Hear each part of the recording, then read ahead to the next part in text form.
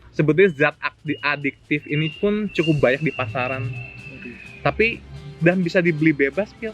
Jangan disebutkan di sini. Tapi nggak akan saya sebutkan di sini karena bahaya. Nanti teman-teman yang lagi stres, Anda yang lagi stres, kembalilah ke jalan yang benar ya kan.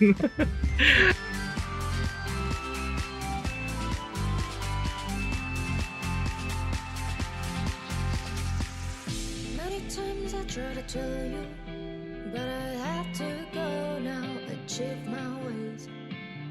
Waiting for the day to live in another holiest name. I found my way. Some days I make it through.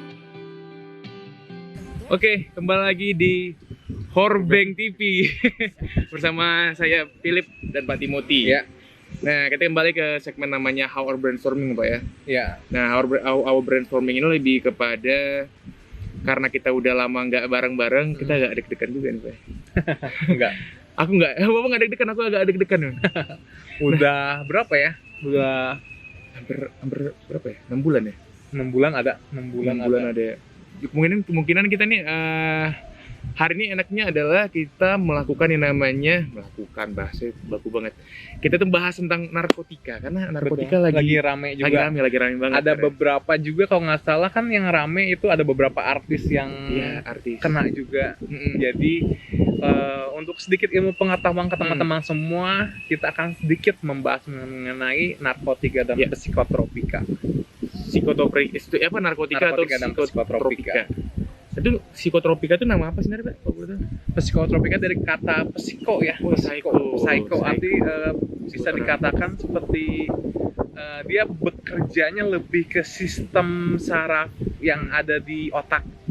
Jadi sebetulnya kalau kita nge-search narkotika dan psikotropika itu sebetulnya banyak sih definisinya, banyak, tetapi intinya kalau psikotropika itu dia dapat mengubah perilaku. Psiko mungkin ya. Tapi psiko di sini maksudnya bukan yang dimaksud di sini adalah psikotropika itu ada zat atau obat atau bisa juga bahan yang dapat mengubah perilaku seseorang. Yang psikotropika. Sedangkan kalau yang narkotikanya itu dia lebih ke menurunkan kesadaran. Jadi dua hal yang berbeda ya? Dua hal yang berbeda, narkotika dan psikotropika itu dua hal yang berbeda. Psikotropika tadi membuat orang berbeda perilakunya, betul. Kemudian dan narkotika dia lebih ke menurunkan kesadaran. Kalau minuman keras masih menurunkan kesadaran masuk narkotika enggak? Oh enggak, karena itu lebih ke apa ya? Lebih ke karena alkohol ya. Alkohol. Bahan dasarnya berarti ya. Betul. Misalnya obat-obatan nih bahan dasarnya alkohol gitu ya. Pak Timothy sangat luar biasa pengetahuannya, karena Pak Timothy dari latar belakangnya ilmu tentang obat-obatan juga, Pak. Betul. Bapak pakai juga nggak, Pak? Nggak ya? Karena basic saya ada seorang apoteker dan udah mempunyai pengalaman juga kurang lebih 8-9 tahun di rumah sakit juga, dan di rumah sakit tempat saya bekerja juga saya mengelola dan bahkan melakukan pembelian narkotika psikotropika juga. Nah, itu tunggu dulu Pak, nanti ada bahasannya. Nah, mumpung sebelum kita mulai, sebelum kita masuk ke dalam narkotika dan psikotropika, kita dapat sponsor dari Evil terbaik. Evil terbaik. Nah, tempat aku kerja sekarang. Mantap. Nah, langsung kita masuk ke dalam yang namanya tentang narkotika atau psikotropika. Nah, untuk narkotika itu apa sih sebenarnya, Pak? Narkotika ini sendiri? Narkotika itu seperti yang tadi saya jelasin di awal ya. Jadi bisa dikatakan narkotika itu ketika Perang Dunia Pertama.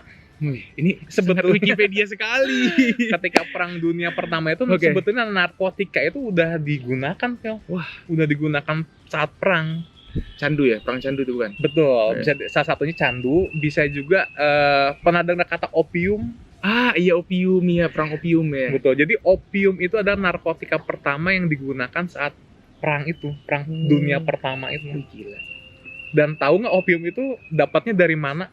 Tanaman ya? Betul, dari tanaman. Ada namanya tanamannya opium. Jadi opium itu adalah narkotika yang pertama yang digunakan sebagai bius saat Perang Dunia Pertama kalau nggak salah. Seperti itu. Jadi narkotika itu sebetulnya bisa berupa zat alami dari tanaman, bisa juga sintetik dari kita buat di industri farmasi, seperti sekarang udah cukup banyak sih obat-obat narkotika sintetik yang buatan dari farmasi itu udah banyak. Banyak banget ya. Banyak banget.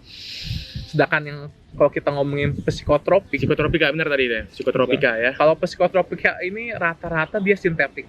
Sintetik Rata-rata ya?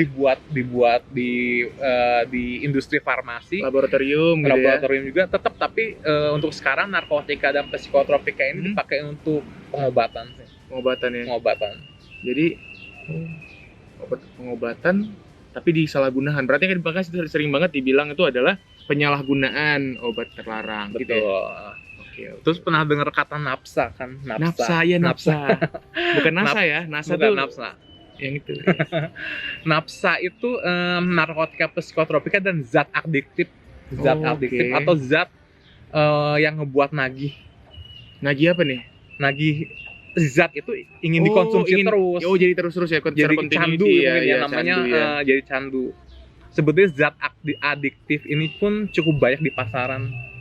Tapi dan bisa dibeli bebas, Pil. Tetap. Jangan disebutkan di sini. Tapi nggak akan saya sebutkan di sini karena bahaya. Nanti teman-teman yang lagi stres, Anda yang lagi stres, kembalilah ke jalan yang benar ya kan. Oke. Nah, itu narkotika tadi itu apa? Berarti narkotika tadi itu ada yang jadi apa namanya? Jadi Ada yang alami alami dari ada. tanaman, Oke. ada juga yang dibuat Dibuat. di industri farmasi, tapi fungsinya sebagai pengobatan ya, Tapi pengobatan. kalau psikotropika beda lagi, dibuat lagi. Sedangkan psikotropika itu full rata-rata sintetis sih, nggak ada yang Sintetis dari alami gitu. Dan fungsinya juga untuk pengobatan juga. Tetapi tadi intinya ya, kalau narkotika itu dia menurunkan kesadaran, kalau psikotropika itu dia dapat mengubah perilaku. Dapat mengubah perilaku kok psikotropika ya. Psikotropika Jadi kalau misalnya dari orang yang pemarah bisa jadi baik. bisa jadi pendiam banget gitu. Kalau misalnya yang pendiam bisa jadi marah. Gak goyang, ngeri banget. Ada nih. contohnya sih, misalkan contohnya yang tadi ya, contohnya yang Philip tadi bilang, contohnya misalkan orang-orang dengan hiperaktif, Oke. misalkan anak-anak dengan kebutuhan khusus contohnya. Sebetulnya kalau misalkan orang tuanya sangat bingung gitu ya, aduh cara ini gimana anaknya sangat hiperaktif dok, gimana? Biasanya dokter spesialisnya suka ngasih psikotropika untuk meredam perilaku hiperaktifnya. Kalau di ini ya, kalau di pengobatan psikotropik seperti itu. Oke, berarti itu narkotika dan psikotropika. Nah, yang kedua adalah tentang contoh obat narkotika. Nih kayak kalau ini nggak paham mungkin ya di Contoh obatnya. karena Ini berapa jujur yang terkenal harusnya ya? obat-obat narkotika dan psikotropika harusnya nggak mudah sih didapatkan ya. Nggak mudah didapatkan ya. Yang tadi berarti bukan yang Bapak bilang tadi terjual bebas ya? Jangan Bukan, itu ya. jangan yang itu Jangan bahaya, itu, nggak akan saya sebutkan. Nanti cari Instagram Pak Timo kalau misalnya ada yang mau. Gak. Terus gimana Pak? Oke, untuk yang Contohnya. contohnya ya, Mm-mm. contohnya yang paling gampang itu ada obat batuk, Phil. Obat batuk tapi dia narkotika loh. Waduh. Contohnya kodein. Kodein. Itu tapi terjual nggak sembarangan ya? Nggak sembarangan, itu pertama harus resep dokter. Oke. Dan biasanya kodein ini nggak ada di apotek. Dari apotek Nggak ya? ada di apotek, hanya ada di apotek-apotek yang gede. Kalau apotek-apotek kecil, wah udah pasti enggak sih, nggak ada. Anda yang sudah menanti tidak bisa mencapai. Ingat ya, kodein. Kodein. Obat batuk. Berarti itu bisa buat orang jadi gimana tuh?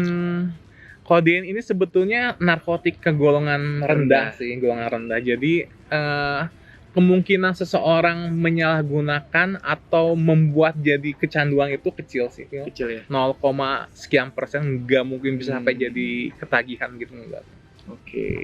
Oke, yang selanjutnya selain dari contoh obat narkodein tadi, Kita ke atas yang lebih tingginya itu ada yang namanya fentanyl. fentanyl. Fentanyl. Ini buat apa biasanya obatnya? Biasanya dipakai buat bius sih, operasi. Contoh, kalau di rumah sakit mungkin untuk bius untuk mencabut gigi bisa sih. Odontektomi namanya. Odontektomi berarti Ya, ini pencabutan cabutan gigi ya, bungsu. gigi Betul. bungsu ya. Biasanya di biusnya pakai fentanyl. Fentanyl. Tapi tenang. Ini obat operasi tapi ya. Ya nanti muncul Apa ya? ini Iya. ya gambar Iya. fentanyl. Jangan disebutkan juga, Pak. Enggak, Oke. sebutnya fentanyl ini hampir sama seperti kodein, jadi kemungkinan orang untuk mendapatkannya susah. Kedua, walaupun dipakai sebanyak apapun, kecil kemungkinannya untuk jadi candu kecil. Oh, kecil, masih aman berarti masih ya. aman. Ini masih Karena dikit masih ya? aman, masih aman. Karena memang obat-obat ini memang dikhususkan untuk pengobatan. Oh. Pengobatan. Oke, selain fentanyl yang agak mulai lumayan ya, agak yang Agak tinggi lagi sih, udah langsung ke ini sih, pil ke petidin. petidin. Ini buat Petidin. apa nih petidin nih? Petidin ini untuk mengurangi rasa nyeri atau rasa sakit. Rasa nyeri sakit. Tapi rasa nyeri atau rasa sakitnya yang tinggi, cukup tinggi. kalau bisa patah tulang gitu. Bisa. Patah tulang. Mm. Patah hati bisa. Ya? Patah hati oke lah. Berarti bahaya dong petidin ya. Petidin. Petidin. Petidin namanya. Tapi biasanya obatnya untuk apa petidin nih? Biasanya untuk pasca Pereda nyeri. operasi sih, ya pereda nyeri, tapi nyerinya nyeri yang hebat ya, yang benar-benar sakit banget gitu. Waduh. Petidin. Petidin. Dan ini nggak bisa jual. kalau sembarangan petidin dong, ini betul, kalau petidin ini ada kemungkinan sih bisa menyebabkan candu, bisa. Ada kemungkinan. Ini mulai candu. Tapi tetap pembelian dan untuk mendapatkannya nggak semudah itu sih. nggak semudah itu. Harusnya nggak gampang disalahgunakan. Oke. Petidin nih tadi ya. Petidin. Petidin. Nah, kemudian yang agak lebih naik lagi, Pak. Dikit ya. Udah sih lebih naik lagi, kayaknya sih udah langsung ke morfin. Dan ternyata morfin ini waktu perang yang Bapak bilang tadi itu pernah dipakai juga morfin ini buat Sering orang- dipakai juga sering sih untuk tentara gitu ya. biar Misalkan- mereka kalau kena tembak Betul. langsung pakai morfin biar mereka lebih turun kesadarannya. Betul. Ini morfin Dan, ini masuk narkotika atau psikotropika? narkotika, dan itu narkotika tingkatnya tingkat tinggi.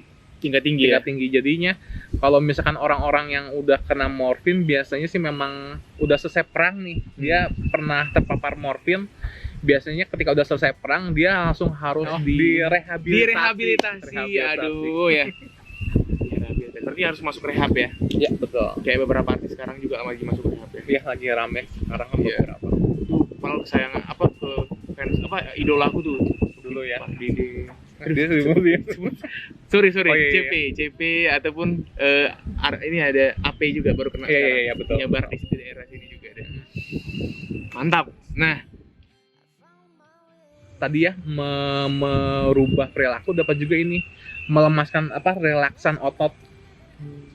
otot. Jadi kayaknya ya kalau kasus yang Michael Jackson ini, karena mungkin artis-artis itu kan pekerjaannya banyak sehingga ada sedikit timbul stres di situ. Biasanya memang si stres itu dihilanginnya pakai midazolam. Jadi sebetulnya Michael Jackson ini yang namanya memakai midazolam ini udah umum. Hello there, guys. Yes, I'm awake.